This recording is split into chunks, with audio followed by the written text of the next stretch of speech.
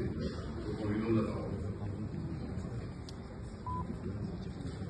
Oui, Monsieur le Président, chers collègues, notre groupe tient à saluer les dizaines de milliers de manifestantes et manifestants qui s'opposent à cette réforme aussi injuste que brutale.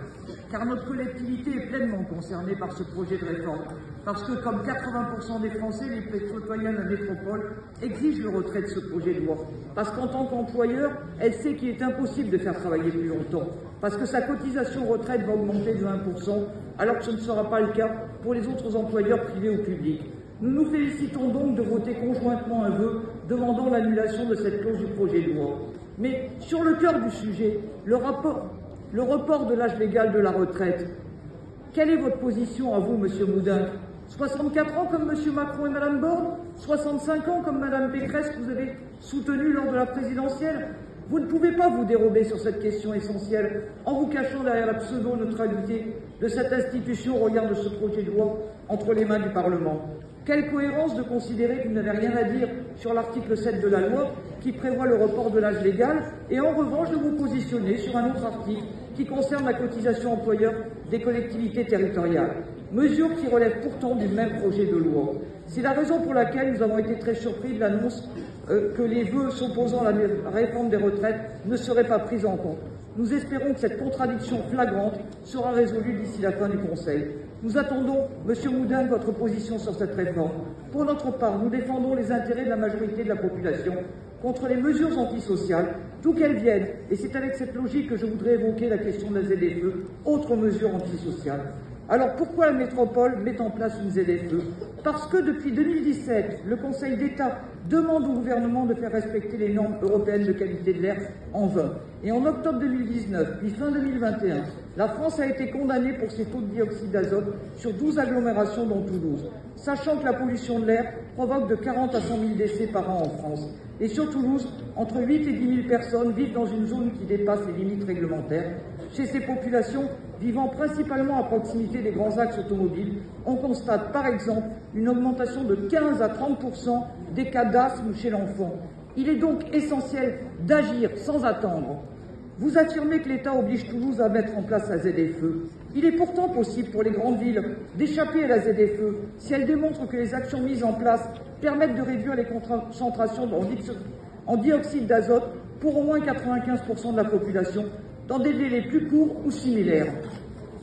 Donc la question que nous devons nous poser est de savoir qu'est-ce que Jean-Luc Moudin et son équipe ont fait depuis 2017 pour préserver la santé des habitants de la métropole et pour mettre en place des solutions justes socialement dans un cadre démocratique. La réponse est simple, rien du tout. Au contraire, il a continué à faire croire que la métropole pouvait continuer à grossir indéfiniment et que la technologie résoudrait tout. Malgré les alertes sur la catastrophe sociale attendue, M. Moudin a persisté à pousser habitantes et habitants à changer de voiture pour le plus grand bonheur des constructeurs automobiles, mais au détriment des ménages qui n'ont pas les moyens de s'acheter un véhicule électrique. Il fallait construire dès 2014 un vrai plan de déplacement urbain pour toute la métropole.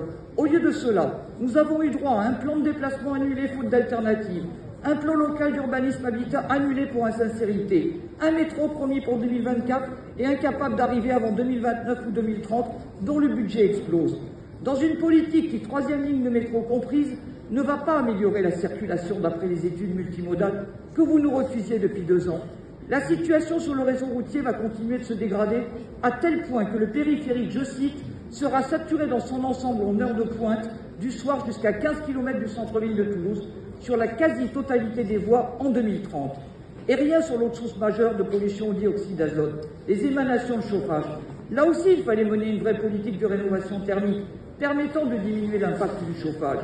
Avec ces politiques, nous n'aurions peut-être pas été l'une des villes listées dans la condamnation de l'État français. Vous n'avez pas non plus informé et impliqué les habitants à temps, seul moyen pour trouver des solutions adéquates et permettre l'acceptabilité des réformes. Vous n'avez pas non plus dénoncé les vignettes critères, aberrantes et injustes, ni la prolifération des SUV électriques. Vous saviez depuis 2017 que vous alliez devoir agir, mais vous avez limité votre action à des primes qui n'ont rien à voir avec les enjeux. 476 primes en 2 ans, quand les critères 3 à 5 sur la métropole, c'est plus de 150 000 véhicules. Vous n'avez rien fait en dehors de promouvoir l'achat des SUV. Et vous osez, ces temps-ci, parader dans la presse en parlant d'écologie populaire. Quel cynisme, quelle récupération politique, comme si vous découvriez le sujet. Il faut revoir vos scénarios, revoir le scénario de création d'une ZFE avec les habitants, en accord avec nos objectifs de justice sociale. Parce que nous, si nous sommes volontiers critiques, nous sommes force de proposition depuis le début.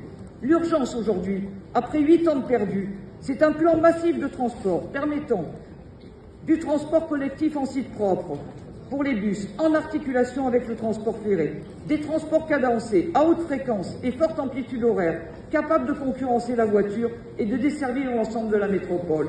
Urgence d'alternatives efficaces avec des services express métropolitains ou RER, reliant mieux les villes-centres avec le reste de l'agglomération, avec une première phase dès 2024.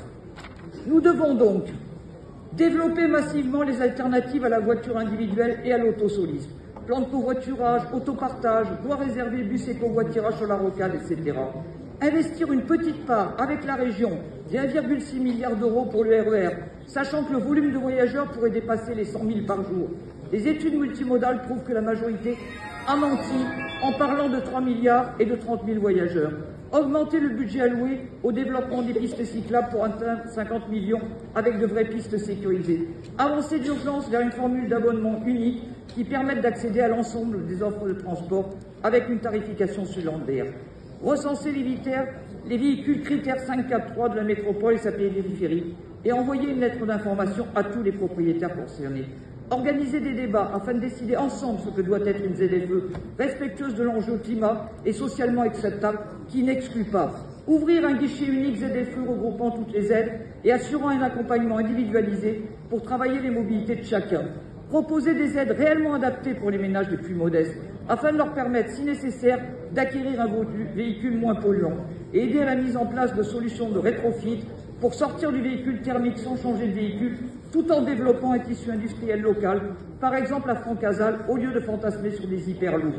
Le fond du problème, c'est une question d'aménagement du territoire et que les voitures électriques ne réglera pas. Vivre et travailler près de chez soi, c'est ce vers quoi nous devons réellement tendre. Vous craignez un retour des Gilets jaunes sur la question des ZFE, mais vous n'avez décidément rien compris à leur message principal. L'écologie ne peut s'affranchir de la justice sociale. Monsieur Moudinque, prenez vos responsabilités, prenez-les. Merci. Merci. Je vais respecter votre temps de parole. C'est une nouveauté que je salue. La parole est à Sacha Briand.